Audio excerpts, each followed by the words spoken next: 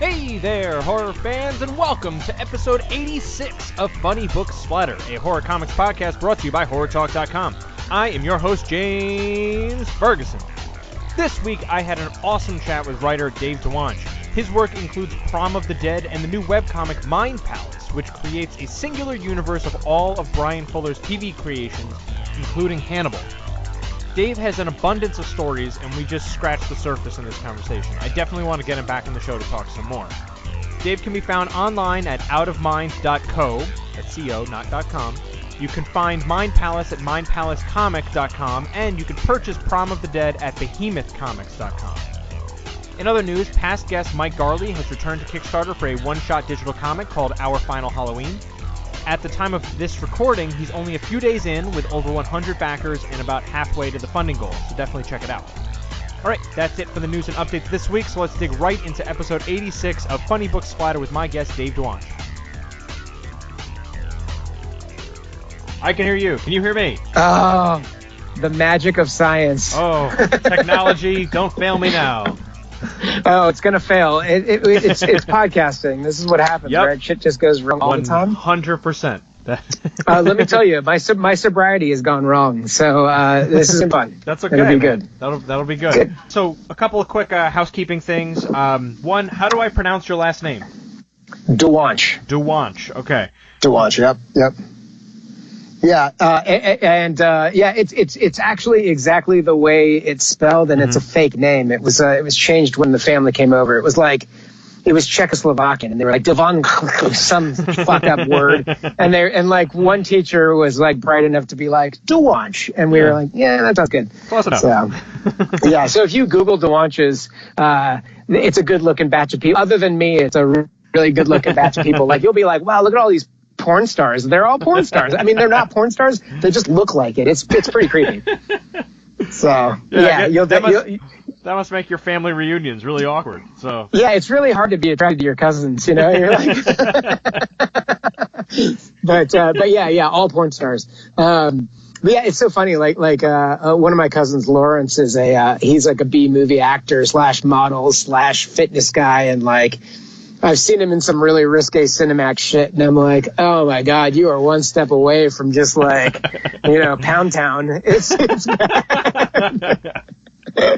bad. But yeah, like I said, really good looking guy, man. You'll be like, that guy is like, he's like all of my genetics on steroids. I'm like, man, I don't know, it's crazy. But yeah, he was a runway model, and he's like, yeah, I've never been more alive than when I'm on the runway. And I was like, shut the fuck up. I'm like, who the fuck are you? You know, I've never been more alive than when I'm eating a fucking a Philly cheesesteak. Dave, you're a man after my own heart. I know it, man. I know. It's like, that's why I'm a writer, you know? Mm-hmm. I've got a body fit for writing TV. I feel you, man. I got a face for radio. I totally understand it. There you go. Well, I was on a podcast for a long time too, and are you recording all this, by the way? Yeah, it's all good. It's all fucking gold. But yeah, I was on a podcast for a long, long time, and I think the hardest thing about being on a podcast is you get that radio persona, and then all of a sudden you become that persona, and then there's no filter, and you're like, oh, fuck. So I'm at work telling people to eat a dick, and it's just like, like I'm an HR nightmare. So yeah, I really am a much better fiction writer than I am a nonfiction human being. I could. It's funny how that kind of develops, because like I've noticed even my own like social media profiles, like I have like Facebook for more like friends and family, but like Twitter is like my comics life, and like those two don't really intersect that much. So it's like my Facebook friends don't really see all like the comic stuff that's on Twitter, and every so often like it'll come up in a conversation like, oh, I'll follow you, and I'm like, you can, but like understand that it's only going to be talking about comic books for the most part. No, it's really bad. It's a completely different experience. I'm always lying about the size of my penis on my podcast. I mean, I don't want anyone that I know listening to how big my cock is. It's really, it was one of those things. We had a schlock podcast called The Geek Savants, and we went for like 7 years, and we were like right there at the beginning. with like Comic Geek Speak and like all those other comic podcasts. And we started out as like a legitimate podcast. And then we were like, it's really about friendship and just speaking openly and, like sharing our lives with people. And so then it just became a caricature of like what being 40 meant, and it was really fun. Like a lot of my friends are total dirtbags. So it was really fun to do that show. We put on live shows and like hundreds of people would show up. And wow, that's huge. Well, I think that they showed up because I work in the liquor industry in my day job, and so like I would stock the best bar at these live shows, and I would bartend before we go on stage, so I'd be drinking and hanging out and talking with people. And then by the time we got on stage, it was like everyone was wasted because it was all free because we weren't charging. So it was just sort of like literally a rollicking good time. And then you were like, I cannot get drunk up like I used to. I have a real job and the kids shit. And I'm like, man, we can't do this anymore. So we get together like once every quarter and we record 2 or 3 episodes and we just like put them out whenever, But I applaud anyone that actually can get a podcast out weekly, monthly, whatever. It's just a business, not a business, I've been doing this one. I'm in like the 80s right now, in episodes of the show. But it's because I have a similar show what you're talking about, which is Mike, just talking about pop culture nonsense and whatnot, called Raging Around. And that's a great name. That's a great name. I love it. Oh my God, that's a great name. I love it. Yeah. It was one of those things like it hit me. I was like, I'm gonna just stick with it. Like I regretted it a little bit after the fact, but I was like, no, I just owned it. But our lives just got like hectic and busy with like all stuff. So like it's been kind of on hiatus for like a couple of months now. So this show, Funny Book Slider, has now passed it in terms of episodes. But I'm like we're talking about doing another one like tomorrow. So hopefully we'll get it back going, doing like a more of a thing because it's like nerd therapy. So do you have kids? Do you have kids or are you? Yeah. Okay. Yeah. I have 2. My co-host for that show has 1, and it's just like, and then he's doing all this other stuff. It was just like trying to align. It's like, I don't know, can you do this? Can you do that? And it was like we were never available at the same time, and it was just like a nightmare. Yeah, I mean that's the tough thing, man. Like when we started our podcast, now it's going on 8 years, I think. I mean, it's been a long time. But, 3 of my co-hosts, we had 4. Now we have. Well, it was 6. At different times, right? And there was always a core 4 and then like 2 people that kind of floated in and out as like producers. And the 3 core other than me have kids and kids of different ages. So it's like, man, juggling that shit. Like my kids are like my comics. My wife and I, not to get too fucking personal or whatever, but I was married once before and I kind of dodged the bullet of not having kids with someone that ultimately was not the right person for me. But then by the time I got with my I don't want to say current wife because it makes it sound like there's going to be a future wife. You know what I mean? Like my wife, when I got with my wife, my true wife, we decided I like that one. Trust me, I try to get the wording down so I don't sound like a shithead at Thanksgiving. But my true wife, we decided we weren't going to have kids. And so now kids are life experiences and traveling and me making comic books and me dipping my toes into other mediums and shit. But it was like one of those things where like early on we were like, if we didn't experience life together, we would drift apart. I think the good thing about kids, and I'm not saying it's the only reason that families stay together because there's love, right? But I think families stay together. You know what I mean? Like that bond helps get adults over the hump of the everyday shit. Everyone sleeps on the same side of the fucking bed. You eat the same shit every week. You know what I mean? Like the thing that changes that up is effort and children, right? Mm-hmm. So so we're not having those fucking kids. So it's a lot of effort, right? Which I'm we travel around for comics all the time. So that's cool. We get that experience and we travel around for vacations and stuff. So it's good, And then buying the cabin in Yosemite has been great because we then bring friends up and hang out. So yeah. Well, talking about your kids, we'll talk about some of your comics here. My babies. Yeah. So let's start with Prom of the Dead. So that I backed on Kickstarter, found I don't even know how I stumble upon Kickstarter campaigns now, but that popped up somewhere in my timeline, and I was like, this looks great. And now it's out there in the world. So if you had to explain, just to kind of give people a kind of a baseline, for what Prom of the Dead's about. Can you give a quick pitch to it?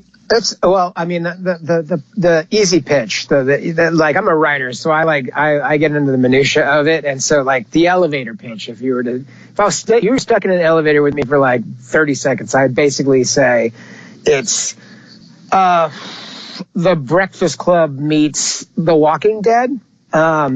But what a lot of my stuff, where it begins and where it ends are two very, very different places. And I mean, as a writer, I feel like I challenge myself to have characters grow and change, and sometimes not for the right reasons and sometimes not in the right ways. And I do the same thing with genre. I love genre television, but it's all the same shit, you know.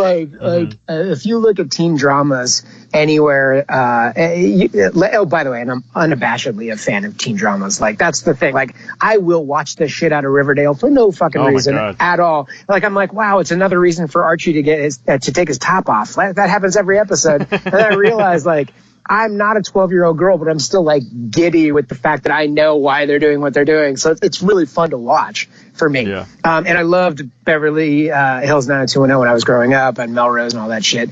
And then the OC, like, changed my world. Like, Scotty Young and I have drunkenly talked about the OC and how much we love it.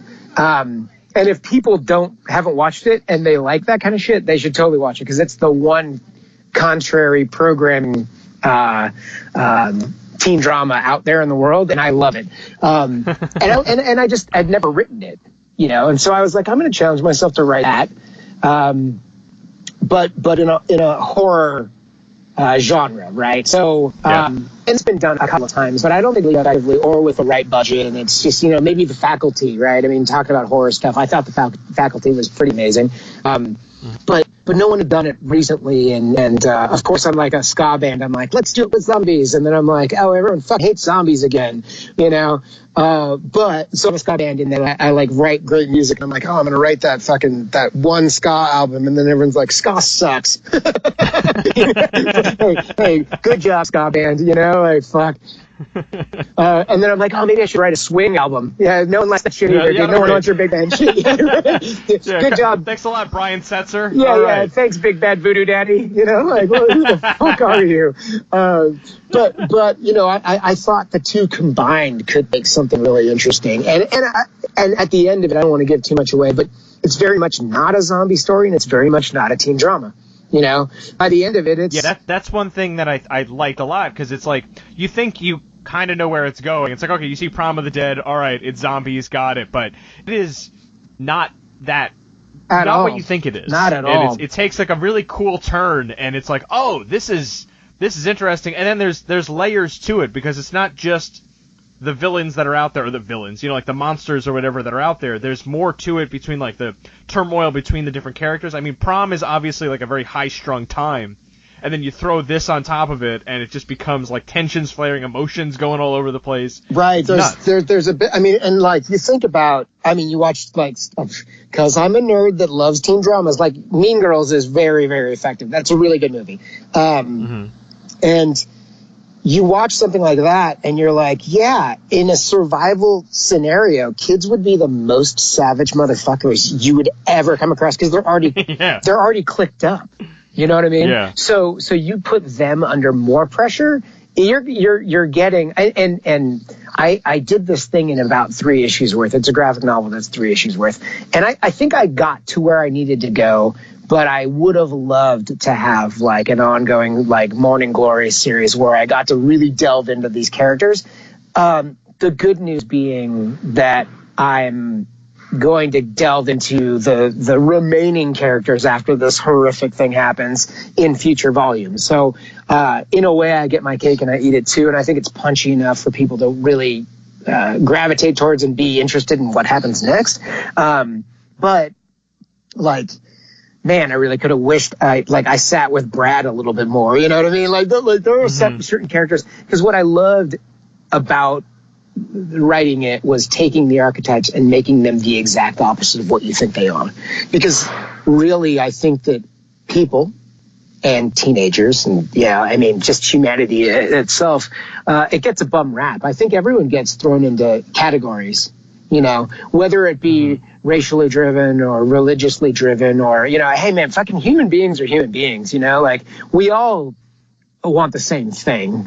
And that's why I don't want to get into it. I don't want to get into Comicsgate. I don't really give a shit. I think that everyone is the same and they all want the same thing. And as a comic creator, I'm like, I just really want good comics, and I really want to just create good comics. I don't want people to like put me into a box and tell me what I am and what I'm not. And I think that some people in the industry love putting people in boxes. It's tough. So anyway, with this one, I felt that I was going to take everyone and make them completely unique to themselves, even like ascending past whatever stereotype you get in the first 5 pages of that book.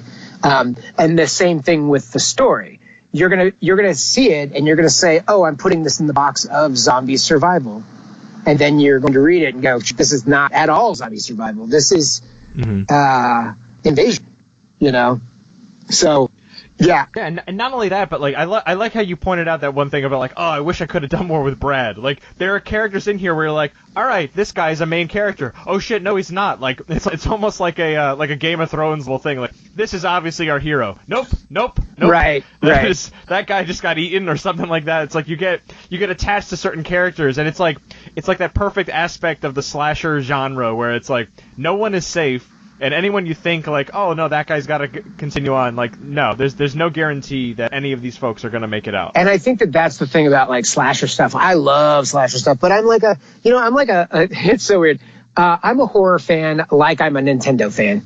Like I love old school fucking Nintendo, and I love old school horror, and I love old school slasher stuff, man. Like that is my jam. Like the only reason I haven't written it is because it's all been done so well by John Carpenter. You know what I mean? Like, I don't need to dick around with that. If I come up with something, I've been talking to Sean Gavin, the guy, he's a really good friend who writes the Puppet Master stuff, and Brockton McKinney, who does a lot of the Full Moon stuff. And all the sidebar, I designed all of the Gingerweed Man shit for the new Full Moon stuff. So people don't know I actually draw too.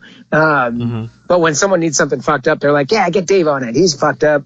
So I do weird shit. I do weird shit. Like it's so strange. There are worse things to be known for. Then it's like, I don't know, that's Dave. He draws fucked up shit. Yeah, I'm like, no, it's so funny because like they're like, call Dave. He draws fucked up shit, and they call me and I'm drunk, and they're like, hey Dave, we need this by tomorrow. I'm like, perfect.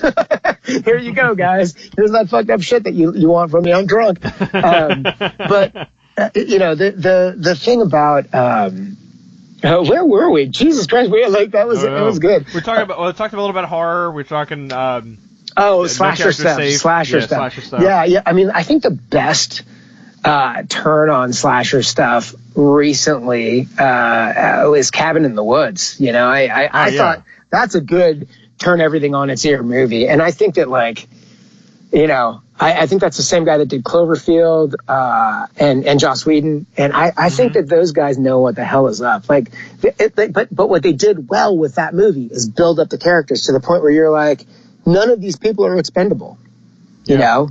And I think that that's what current day slasher stuff fails to realize. And I really hope the new Halloween is good in that regard, because I don't care if everyone's fodder. You know what I mean? Like, then I'm just watching Michael Myers. That was the problem with the Rob Zombie Halloween stuff, was I didn't give two shits about the people he was killing, Yeah. Well, I think there's a like, you could get away with that if the killer is cool or like interesting or something's going on with him. Like, so when you look at like all the Friday the 13th movies, like, I can't tell you a distinguishing trait about any of the people that he killed across the 8 or 9 or 10 movies. Oh, come on, you can't name all the Dream Warriors by name? I mean, no, that's the Freddy Krueger side. I mean, I'm talking like the Jason Voorhees stuff. Friday the 13th. I thought you said Nightmare on Elm Street. But even outside of Johnny Depp, like, can you name any of the other the people that Freddy Krueger killed? I was fucking with you. Yeah, I know. But that's the thing. Like, all right, it's out there, but like, there's no distinguishing traits. It's just, no, I want to see this killer murder, 4 to 8 people in the most ridiculous and over-the-top fashions possible. And that's okay, and there's a space for that. But I think more scary horror, like the things that kind of get under your skin more, come when you become invested in those characters, and then you care about them, and you're like, no, I see myself in that character. I don't want that person to die. And then you see them kind of like in these life-threatening situations, and that makes for more effective horror. That's The Walking Dead, right? I mean, like honestly, like and I'm not gonna. This is not a diss on The Walking Dead, but I will say that it's a character study, and I love it for that, right? And the zombies are an aside in that story. It's not like the zombies play main fiddle, right? Sorry, there's a truck going by if you hear this. Okay. But the one, is this fucking truck making a U-turn right now? Oh my god, are you kidding? The one thing I'll say about the Walking Dead comic book, it's a bit of a bummer, is that every anniversary episode, someone dies in a horrific way. So there's no tension there for me. Yeah. Do you know what I mean? Like, there's nothing unexpected about issue 75, someone dying. There's nothing unexpected about issue 100 where someone dies. You know what I mean? Yeah. It's just one of those things where I'm like, well, all right, shock me. But I already know that with one page turn, I'm going to get the shock. So it's not shocking at all.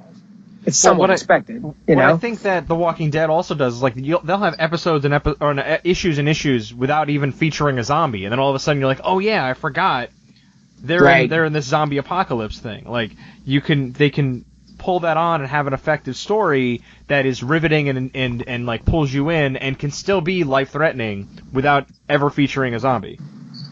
I would almost rather there not be zombies in that book at this point, like, because the characters, the relationships, the way I mean, the all-out war thing barely had anything to do with zombies other than they were an additional threat, right? It's one of those things where I mean, like even the I can't even remember what they're called. The people that wear the zombie fucking faces. I mean, that's not zombies. Those are humans being all fucked up and weird. Yeah. So like, do I need the zombies anymore? Even you know. That said, if it was a TV show without zombies, I'd be super bummed because I'm like, well, you know, visually that doesn't make that much sense, and the writing on the show isn't as compelling as some of Kirkman's writing in the book. You know, I think he does a better job. You know, even though there's some weird quirky dialogue in there that's leading the story along and it's not very natural to me. You know, like, but he has a handle on his characters and they are individuals. I think the show is a little bit muddier than the comic. You know, I mean, they're doing some weird shit in that show. I don't know.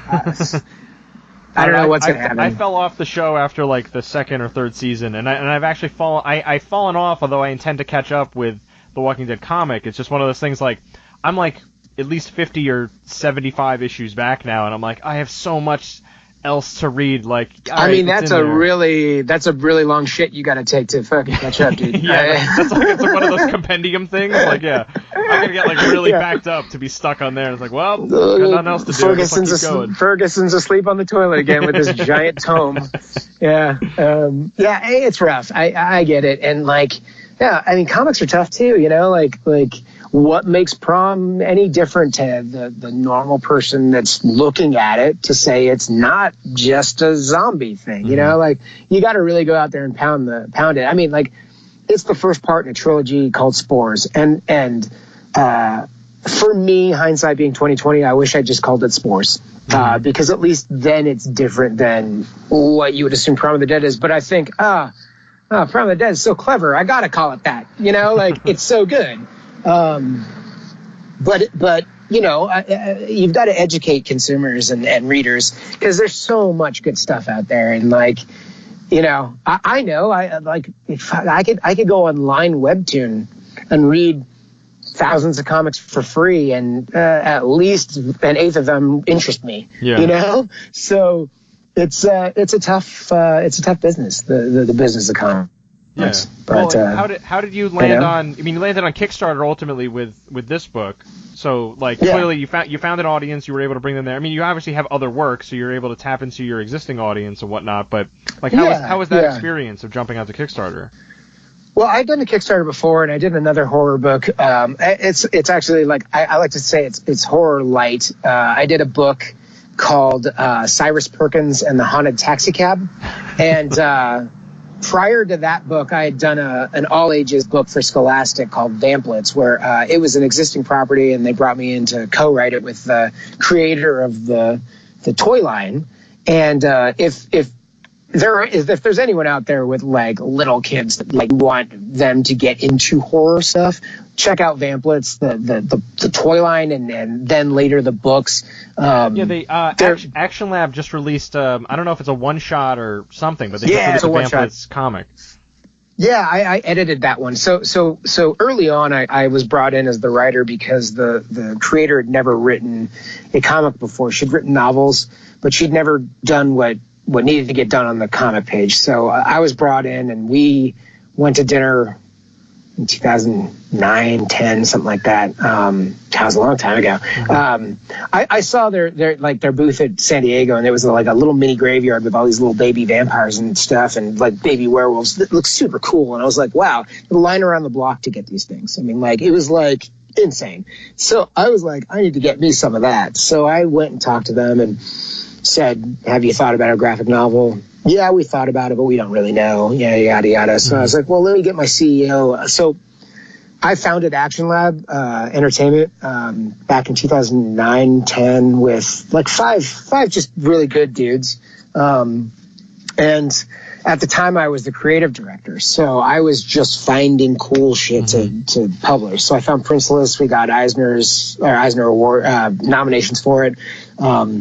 I had a book called Double Jumpers, a ton of books that were like pure comics, just the best of the best. And I stacked the deck. And then I found Vamplets, and I was like, let's take people to dinner. Let's make their graphic novels. So the business people sat with the business people, and me as the creative director sat with Gail Middleton, who's fantastic, genius. She was one of the 3 master designers for My Little Pony when they relaunched Friendship is Magic. So she was like a goddess, you know what I mean? She's just amazing. But she and I had the best conversation. And so the business seemed to do really well together, and the creatives seemed to do really well together. So I just wound up de facto as the writer of that book. And it's early in my career, so I'm like, let's knock it out of the park. We knocked it out of the park. It's a good book. Then that got picked up by Scholastic. But I created Cyrus Perkins as a kind of an answer to people saying, when's the next Vamplet book coming out? And I had a lot of fans that knew my work from Vamplets that were getting older, just a few years older. Kids, they like within a year or two, they change. They change completely. Yeah. They want something a little bit more advanced. So I created Cyrus Perkins, the Haunted Taxicab, and it was like a weird thing happened in my life. Like I was getting sick, and I didn't know why.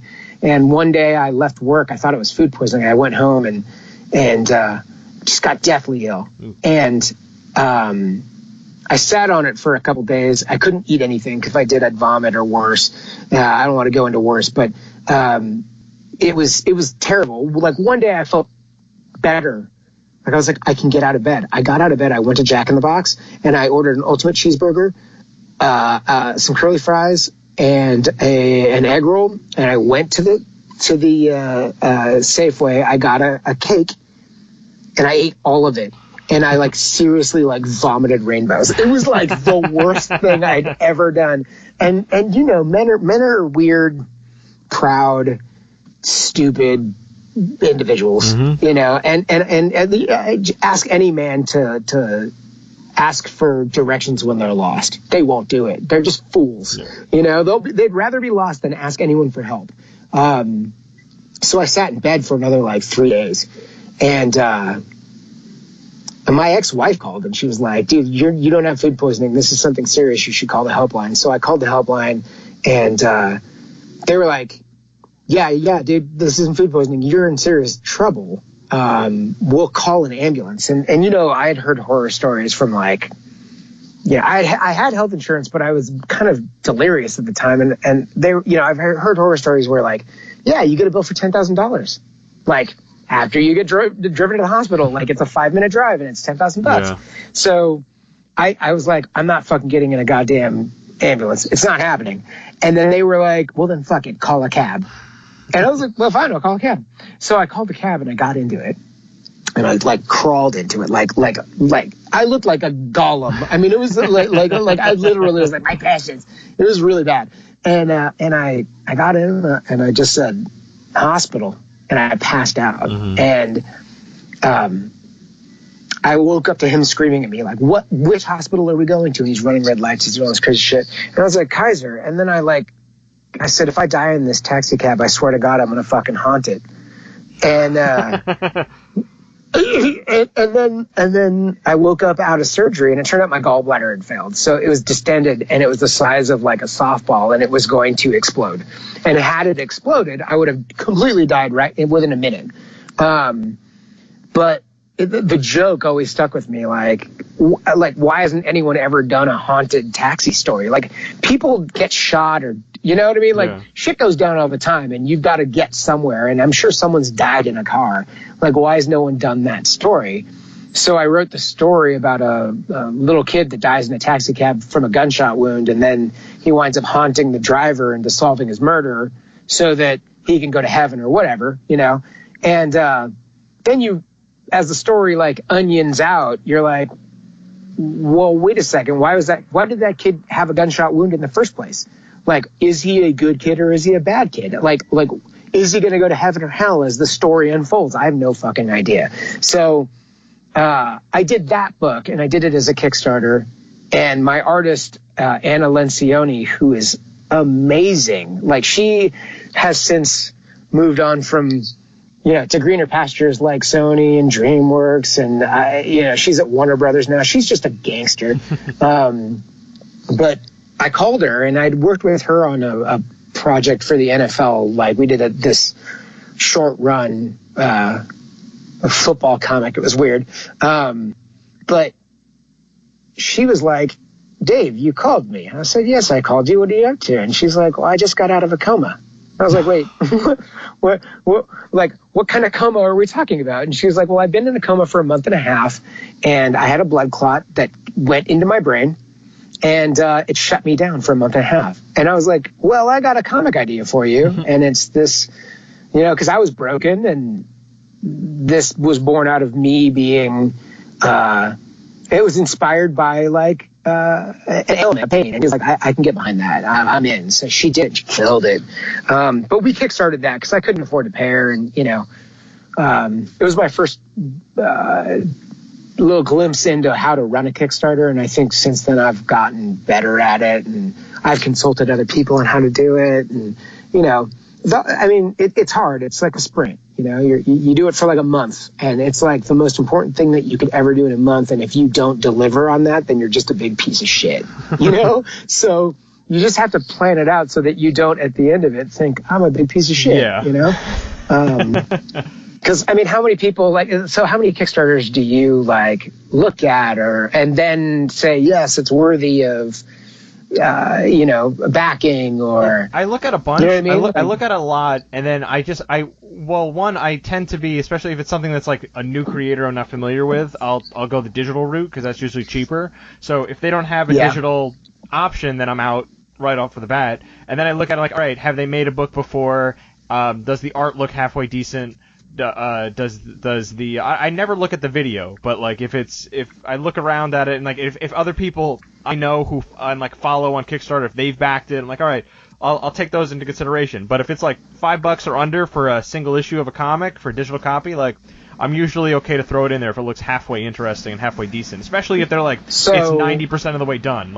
That's a big help. So if you're okay, so basically you're just buying a digital comic for the same amount that you would normally a digital comic, right? So here's the question. If there's a graphic novel that you could get digitally and you like what you see and they have 12 pages of it, how much would you spend on that? And now this is my market research. I know that like your listeners are probably this is fine. Well, these guys are nerds. I'm glad to talk about this too. So like, it will depend on the length. So if it doesn't tell me how long the comic is, like that's one that I'm like, and it's like, oh, it's gonna be $15. Like I'm fine with throwing down $15 if I'm gonna get like, you know, like a 96-page book or something like that.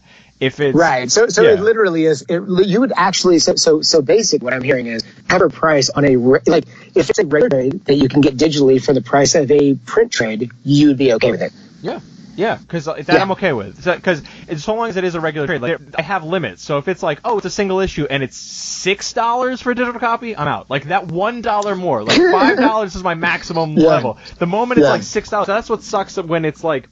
When they're like in England, and it's like the way the dollar is compared to like the pound or whatever they have over there, it's like right. It's a little bit more there. It's like $1.25. Yeah, right. So if you're charging £5 or €5 or whatever, that's like $6 or $7 or $8 American, and I'm like, can't. I'm out. Like I want to support this, but like no, it's just too much, too rich for my blood. And then forget about shipping a physical copy over here. That's even worse.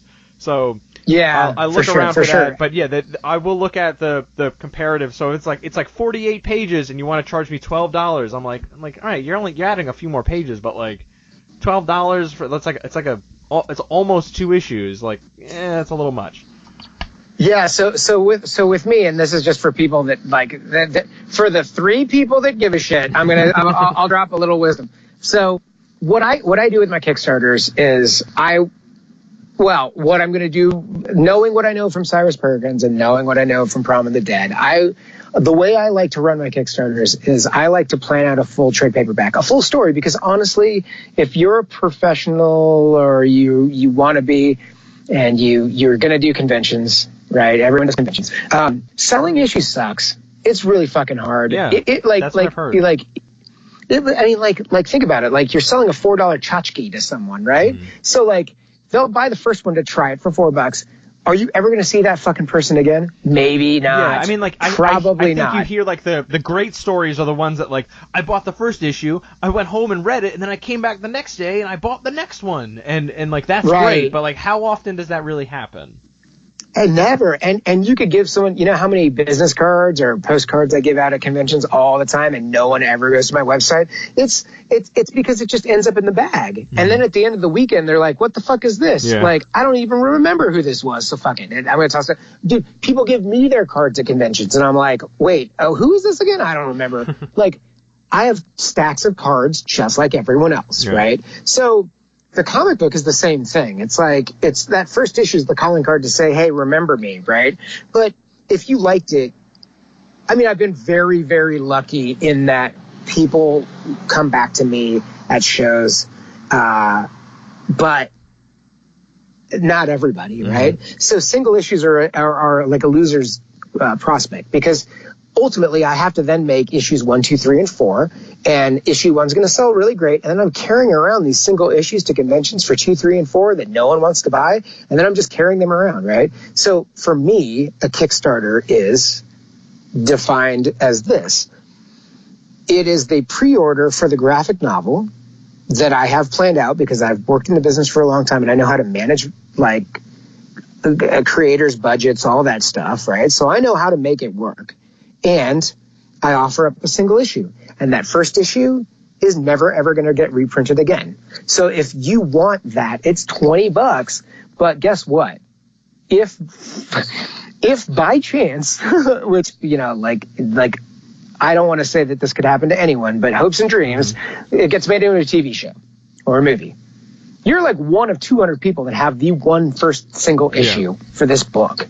You know, so it's worth the gamble. And I would say gamble on me, but really ultimately the trade paperback is the same price as that issue. So if you want to read the whole story, cool. If you want to be a gambler, be a gambler. If you want to do both, cool.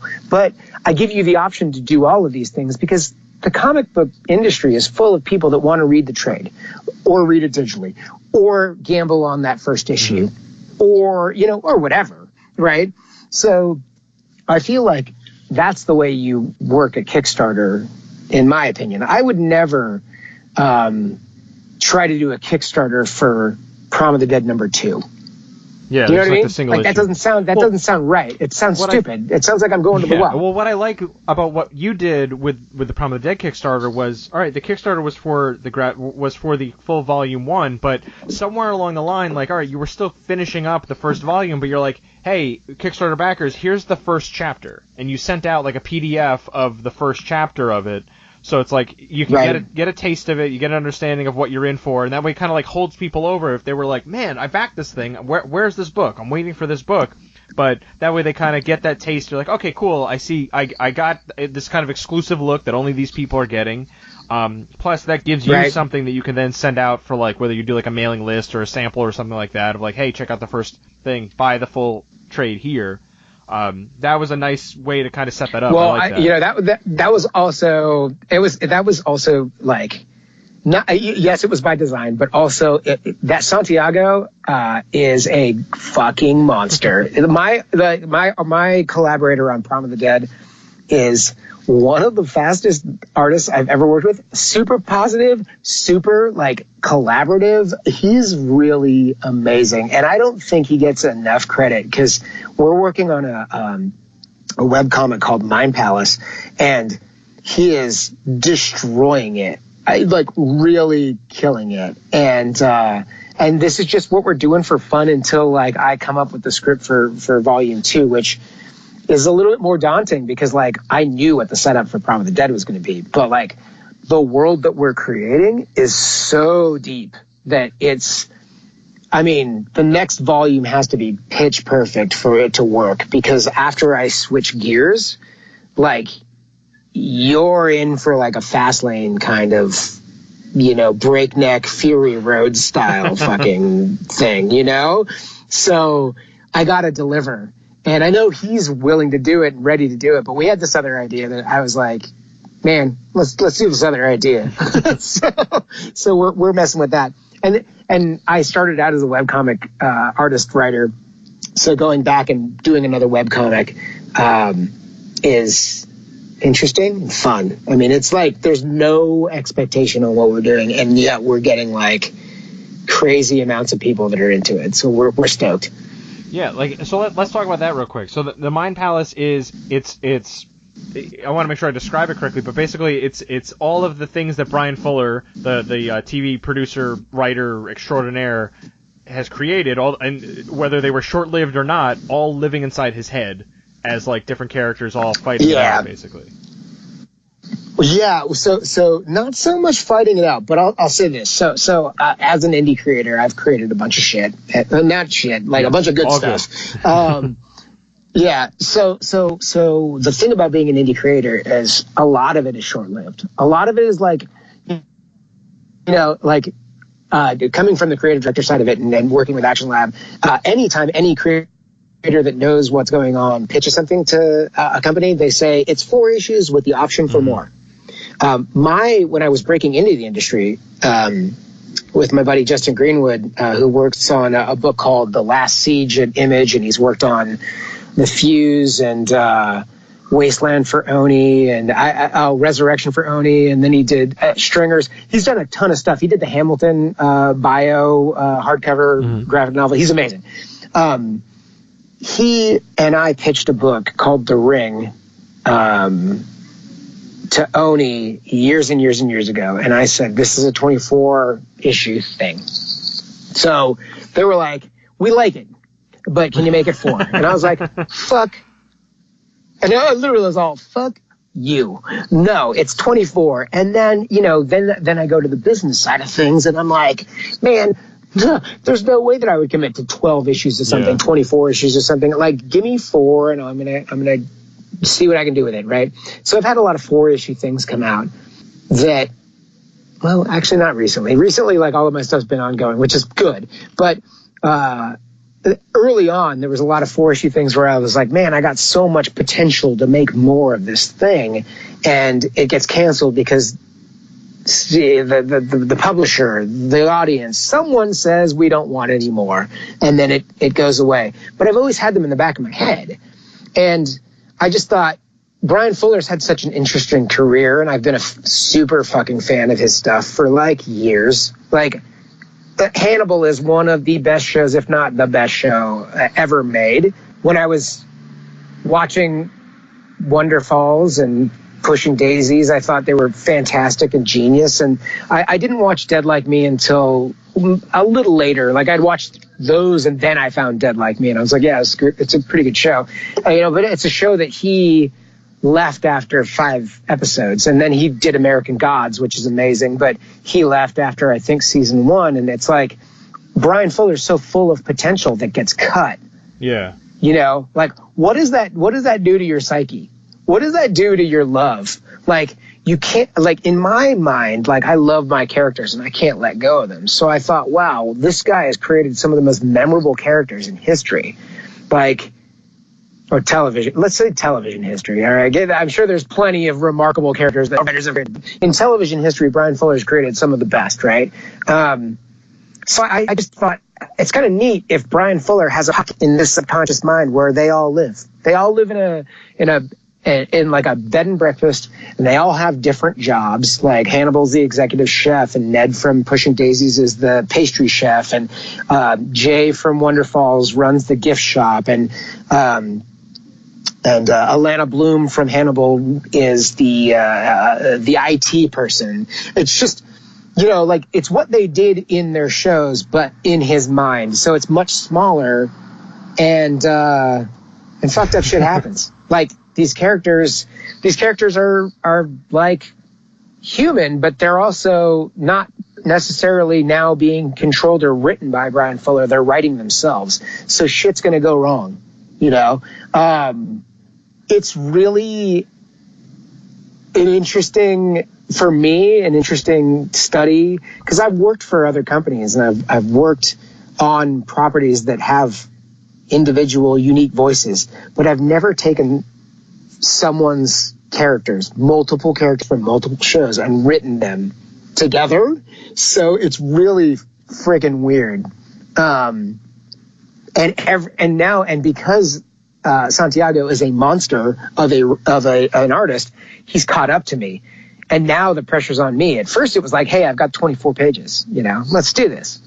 And then he's like, here's your 24 pages. What's next? And I'm like, fuck. Oh, geez. What would Bryan Fuller do? It's crazy. But the most awesome thing about it is the Hannibal fan base has really, like, picked it up and lifted me up and introduced me to their peers, and that's been really, really gratifying. And so much so that they've been making such a big noise that now Bryan Fuller's reading it, and he fucking likes it. He's like, what is going to happen? So maybe he can give you some pointers. Like, yeah, this is what really goes on in my head. Well, here's the thing. Spoilers for Bryan Fuller. Bryan Fuller's going to show up in it. I haven't told anyone this. Exclusive to the podcast. Yeah. So when Bryan Fuller's at his lowest, he retreats into his own subconscious mind and visits the characters that he loves, that he can't fucking interact with anymore and create for, and shit goes wrong. It's going to go so horribly wrong. I cannot wait for people to read what happens in this fucking story, man. It's like, my wife, I introduced her to some of Bryan Fuller's stuff, but we really got into it because she really loved Hannibal. And then we watched Pushing Daisies and Wonder Falls together, and I told her where I was going with it in, like, a drunken ranting rage one night, and she was like, holy fuck, Dave, where are you? What? Where? She's like, let's have sex right now. But yeah, it's really super interesting. I'm like really, and I get to, like, flex my art muscles a little bit too, because I always letter my own stuff because I like to edit while I'm reading and writing and fixing things. But like Cyrus Perkins, I'm coloring this, so there's definitely, like, a very specific mood to it, and the colors are influenced by the emotions of the characters, so it's very weird and almost surreal and strange, and I'm really into it, man. Like, if I figure out a way to make Mind Palace work without getting my ass suit off, I would totally just do this my entire life. Like it's great. But that's why I made it a webcomic, right? I have a Patreon just so people can like support it, but it's really so that I can pay Santiago for working on it. I'm like, I don't really need any money off of this book. I just want to like make the book. And that's the thing that, like, you know, we were talking earlier about like people and their opinions, man. I'm just like, fucking make comics. Just shut the fuck up. You know, like Twitter is the worst thing ever for comic book creators. It's really, it's not even polarizing. You know what I mean? Like it's like a global winter. It's bad. Yeah, man. It's like a weird, like, it can be fantastic at times, and then you turn around and it's like, oh, this is just a dumpster fire. Like, it can go either way at times. Yeah. It just tends to veer more into the dumpster fire. The way I look at it is this: you cannot blame anyone else for your own failures. You're like, if your indie comic book doesn't sell, you can't blame your publisher. Yeah, they probably could have put more money on the marketing. Yeah, they probably could have fucking done X, Y, or Z or whatever. But the fact of the fucking matter is, there are many factors. Yeah. You know, like it's not necessarily the marketing. I think that we're in like the golden age of entertainment. We have like everything that we ever want. I could order food right now and it could be delivered to my fucking, I don't have to like even get off the couch. I can just watch that shit, just put that shit in my lap. You know, it's like we're all fucking spoiled little babies, and then shit doesn't work out. And then you're like, oh, I forgot how to toughen up. Yeah. You know what I mean? Like I don't get it. I don't get it. Like I've gotten into fights, like nearly fist fights over this shit. Like where people, you know, after I quit Action Lab, I quit because I wanted to like focus on my own creations. Like I built this company up. I was in it for like 8 years. And then I realized that I was not creating as much stuff as I wished I had been doing. And everyone else's projects were distracting me from what my real true mission is as a creator. And I was also dealing with a lot of egos and a lot of bullshit and like a lot of business bullshit that I don't want to deal with, because I'm like, I don't like saying no to people. I'm like a very giving person. But then I was also dealing with creators that were like being babies, you know? And I was like, I don't really want to deal with that either. So after I left, I was like, well, fuck it, man. Now I can talk shit to people and be like, stop acting like a fucking baby. So I started doing that. Not on Twitter, just, you know, like flat out in person, like stop being a fucking baby. Like I would never blast anyone on Twitter. That's some counterproductive, you know, talk about being a baby. That's baby shit.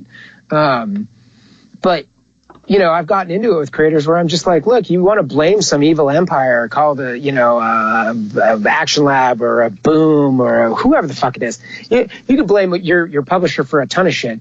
But sometimes it's just about the fact that there's a lot of entertainment out there and fans vote with their dollar. And if they don't like what they see, chances are people are going to like Prom might be a huge failure because it's got a lot going against it.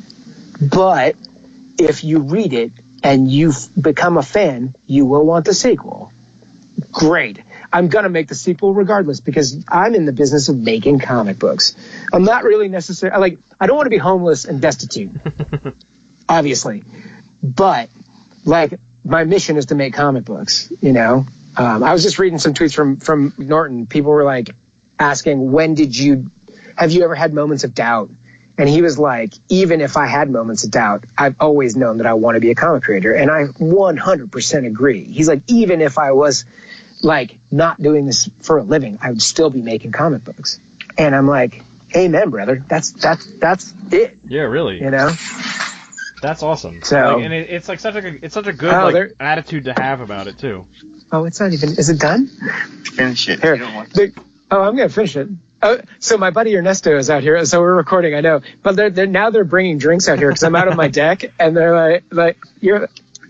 Cheers. You gotta make sure you're good. Thank you, buddy. You gotta make sure you're good. Well, here, look. We can wrap up here. Anyway, we're in like a good spot here. Okay, good. Well, hey, you know, like you really don't want me on drink 5. That's for fucking sure. Yeah, that'll be Funny Book Splatter After Dark. That'll be a Patreon exclusive down the road. I'm literally a puddle after this one drink, so that's good. But yeah, I mean, I hope this was cool, man. I enjoyed myself completely. Best places to find you online. What's the stuff there? Plug away. So weirdly enough, my website is called outofmymind.co, like CO, and then my webcomic is mindpalacecomic.com. And you can find all of my shit on Comixology. Like, if you're a digital person, go there. If you're and if you're a Comixology Unlimited subscriber, like, a lot of my stuff's on there. But if you like it, go into your local comic shop and request it. Double Jumpers 2, which is a video game, an R-rated The Hangover style video game, Freaky Friday thing that I do. Second volume, number 2 just came out like this week, and I forgot to promote it, so I'm a horrible person. But we're doing it now. But yeah, if you like my stuff or you're interested, check that out. And if you want Prom of the Dead, go to Behemoth Comics. I believe it's behemothcomics.com. After I did all of this stuff myself, I found a publisher, and Behemoth is a great company. Awesome. Good guys. Nathan and Ryan. I've read Prom of the Dead, and it's some good stuff. Like, you leave it wide open for the rest of the story, and it's such like an awesome place. Whereas, like, it's an ending, all right, you could end a story there, but there's so much more to tell. So I'm definitely looking forward to where you take this thing next. Well, let me say one last thing. What the funny thing about that is, on the Kickstarter, I said, for X amount of dollars, you can get drawn in the comic, right? And then it was like levels of it. It was like you could get drawn as a zombie, or you could get drawn as a cast member. And then there was a speaking role, right? And I started writing the story, and as I was finishing it up, one of the Kickstarter contributors that wanted a speaking role, her character survives at the end, and she becomes a main character where she was a throwaway character in my mind, but the way the story went, I was like, nah, she's got to stay. And so now I had the best conversation where I was like, I'm really sorry I didn't kill you.